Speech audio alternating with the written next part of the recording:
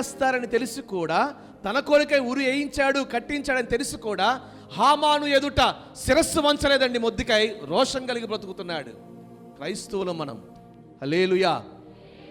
ఎవరి ముందు తలదించే స్థితి మనకు దేవుడు నేర్పలేదు. నీతిమంతుడు సింహం వలె ఉంటాడు. ఈరోజు నా ప్రభు నువ్వు చేసే ఉద్యోగంలో, వ్యాపారంలో, నీ బంధువుల ముందు ఏ పరిస్థితుల మధ్య అడుగు వేస్తున్నావో ప్రభు కొరకు రోషం కలిగి నిలిచి ఉండు. నీ చెయ్యి పట్టుకుని ఉన్నాడు. ఆయన నేను దాటించునుగాక. నీ ఆర్థిక సమస్యల నుంచి దాటించునుగాక. నీ సమస్యల వలయాల నుంచి దాటించునుగాక.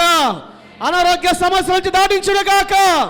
నువ్వు ఏ స్థితిలో ఉన్నావో ఆ పరిస్థితులన్నీ దాటించి తలెత్తుకుని ఆయన కొరకు బ్రతికే వారిగా ప్రభు చెయ్యునుగాక.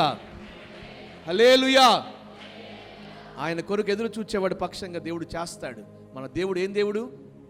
రోషం కలిగే దేవుడు. ఆయన కొరకు రాయబడిన మాటలో ఒక మాట రోషం గల దేవుడు అని రాయబడి ఉంది. నువ్వు చేసే భక్తి రోషంగానే ఉండాలి. తలెత్తుకుని జీవించండి. భయపడమాకండి దేనికి. సమస్యల వలయాలలో నీతో ముందు ప్రభు నడుస్తున్నాడు. ఎంతకాలం దాగి ఉంటావు సమస్యలకు భయపడి ఎంతకాలం దూరంగా బ్రతుకుతావు?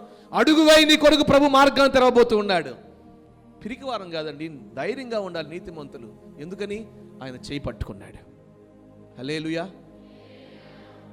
ఈరోజు నా ప్రభు అదే చెప్తున్నాడు. రెండవదిగా, ఇదిగో నిన్ను ఎవరు విడిచిపెట్టినా ఆయన మాత్రం నిన్ను విడిచిపెట్టలేదు. దేవుని కొరకు నిలిచి ఉండు, గొప్ప కార్యాలు అనుభవించు.